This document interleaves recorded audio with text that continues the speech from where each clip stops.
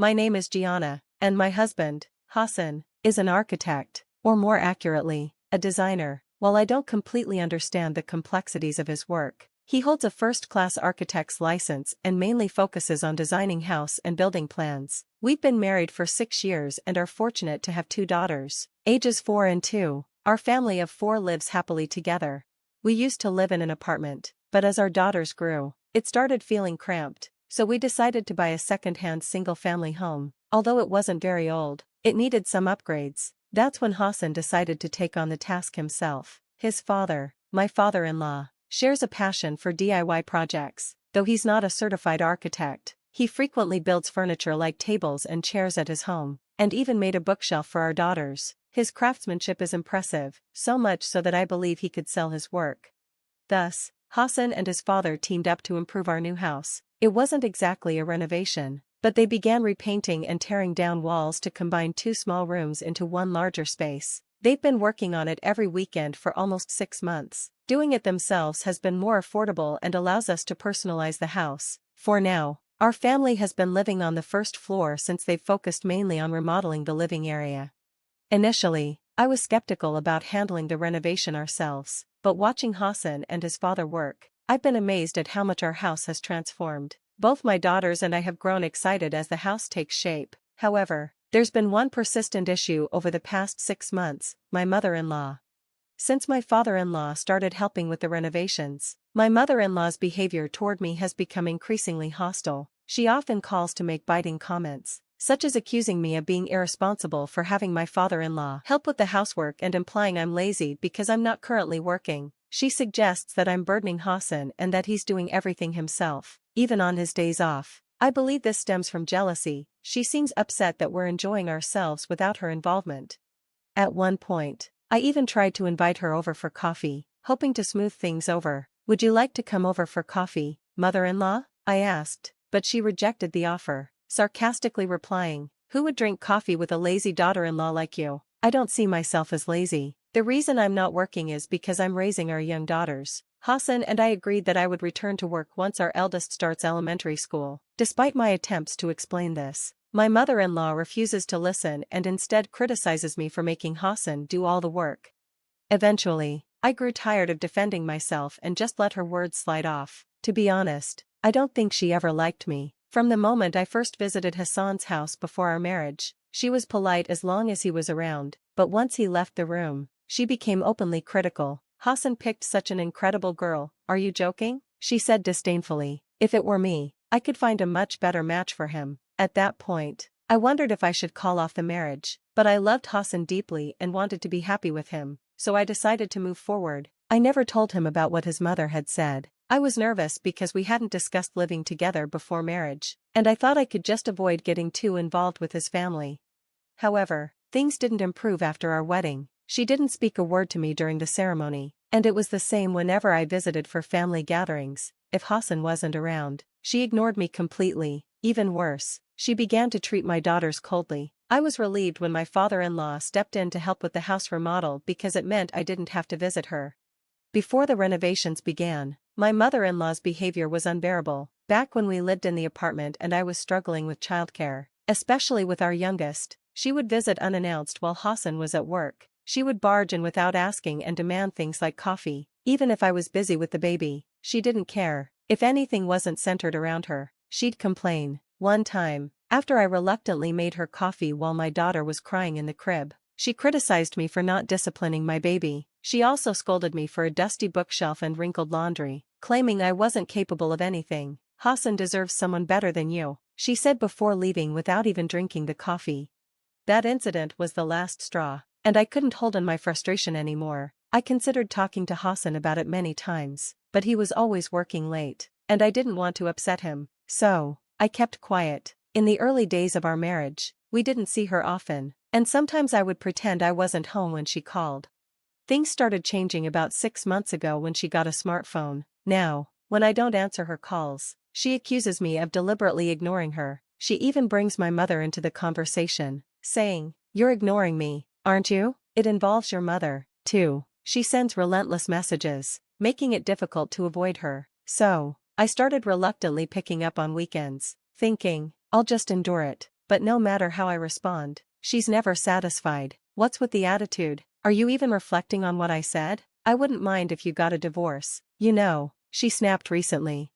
Lately, she's been fixated on the fact that I'm not working and only caring for the children. You're just indulging yourself, making a mess, and that's why you're gaining weight, she said mockingly. It's true that I gained weight after my second pregnancy, due to severe morning sickness, but her comments still sting. I managed to keep my weight within the recommended range, and over time, my body shape has been returning to normal since giving birth. However, for my mother-in-law, it seems that belittling me is the only way she can cope with her own stress. Every time we meet, she insults me, calling me names like pig and walrus. She even started saying these things over the phone recently. It seems that the neighbors are gossiping about me too, claiming I'm not a good daughter-in-law. Whenever I visit my in-laws' house and interact with the neighbors, they give me strange looks and whisper things like, "You really need to take better care of your mother-in-law." It's gotten to the point where they directly say these things to me. I really want to get along with my mother-in-law, but it's her behavior that makes it impossible. However, I can't explain that to the neighbors, who don't know what's been going on, so I just smile and try to brush it off. One weekend, my father-in-law came over, and Hassan and I were working on some renovations together. That morning, my father-in-law handed me pasta that my mother-in-law had made, explaining that it was something Hassan likes and that she occasionally brings it over. Thinking it was time for a break, I started making coffee for my husband and father-in-law, but as usual, the phone rang. "Hello?" I answered in my usual low voice. "You picked up quickly. Just sitting around waiting for a call again?" My mother-in-law's loud voice blasted through the phone. I instinctively moved the phone away from my ear. I was about to serve coffee when I tried to explain. "You're just making excuses because I called you. You always try to make yourself look innocent," she accused, as though I were the problem. I didn't want to escalate things, so I put the phone on speaker and continued preparing the coffee without responding. She sighed dramatically and began again. "Anyway, did you get the pasta from your father-in-law? Did you make sure he ate it?" she demanded. "I got it from my father-in-law, but Hassan hasn't eaten yet," I replied. "Why not? Did you eat it all by yourself?" she accused. As if I would do that, I thought, but I simply replied, "He hasn't eaten it yet." "Well, why hasn't he eaten it? Did you stop him?" she continued. "He said he'd eat it later, so I put it in the fridge. I didn't stop him, so don't worry," I explained. She sighed again. "You're really good at irritating people," she said, and I was left confused. What did I do to irritate her? If anyone's getting irritated for no reason, it's her. "From the start, I never liked you. You claim to be with Hassan, but your attitude is so unappealing," she continued. "And what about the kids? You gave birth to 2 daughters, and neither of them is a boy. You should have at least given birth to a son. You worthless woman," she said. At that moment, something inside me broke. "Stop it. You can say whatever you want about me, but don't speak badly of my daughters," I said, my voice shaking. I had never spoken to her like that before, but I couldn't take it anymore. Hearing her insults about my precious daughters, who are the children of the man I love, was too much. "What's with that attitude? It's your fault for not giving birth to a son," she continued. That was it. I snapped back. "What's wrong with having daughters? My 2 girls are treasures to me and my husband. They should be precious grandchildren to you too. How can you say such things?" I was angry, my frustration spilling over in a way I rarely let it. There was silence on the other end, but I couldn't hold back any longer. "Even before we moved here, you'd just show up at our house, complain, and leave. You talked behind my back to the neighbors too, didn't you? Do you even understand how much I've struggled?" The patience I had held for so long suddenly broke, and tears streamed down my face. My mother-in-law, seeing my tears, took advantage of the moment. "Why are you crying? This is embarrassing. I've only tried to raise you as a daughter-in-law. If you can't handle this, just divorce Hassan. You can be replaced by a cow or a horse," she said. At that moment, I realized that despite everything I said, my true feelings hadn't been conveyed, and tears started flowing uncontrollably. My mother-in-law then said, "Do you think crying like this will make everything okay?" "Oh, I can't stand it." Just then, Hassan's father spoke up. "What was that just now?" I turned and saw my father-in-law and husband standing there with serious expressions. My father-in-law asked, "Was that my wife on the phone? Were you talking to her?" Maybe hearing my father-in-law's voice, my mother-in-law became flustered. "Oh, it's you. How long have you been listening?" she stammered.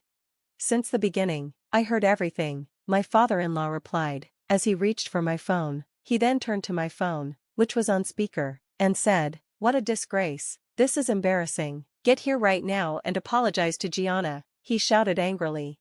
I could hear my mother-in-law sigh faintly, but Hassan continued, without hesitation, "Mom, have you been treating Gianna like this? That's terrible. I'm really disappointed. We make decisions together. You don't have the right to interfere. This is not okay." My mother-in-law, probably shocked, suddenly started apologizing. "I'm sorry, Gianna, I won't say anything like that again. Please forgive me," she begged. But my father-in-law wasn't ready to accept such an apology. "I told you to apologize in person," he insisted. Just then, my eldest daughter came out from the back room. "Is Grandma coming? I don't want her to come," she said, making it clear to all of us. "Grandma is mean to me and Lily. She says bad things to Mommy too. I don't want to see her," she said. Hassan then told her, "You're right, who would want to see her? Don't worry, we won't let Grandma come anymore, and we won't let her be mean to Mommy either." He gently patted our daughter's head. "Dad, promise you'll protect Mommy, okay?" As she hugged me, I felt an overwhelming sense of love. Finally, my mother-in-law said, "I'm truly sorry, I won't say anything again. Please forgive me," and with that, she hung up the phone. Since that day, I haven't received any more calls from my mother-in-law. My father-in-law told me, "If anything happens, just let me know." It seemed like my mother-in-law had been thoroughly scolded by him. As she became quiet at home, like a statue, she stopped gossiping to the neighbors and retracted everything she'd said. Thanks to my father-in-law and husband, our house was finally renovated, and we had a spacious, functional home. Without the constant phone calls from my mother-in-law, I was able to focus on myself and enjoy more peaceful days. Thanks for watching, and I'll see you in the next video. Stay stunned.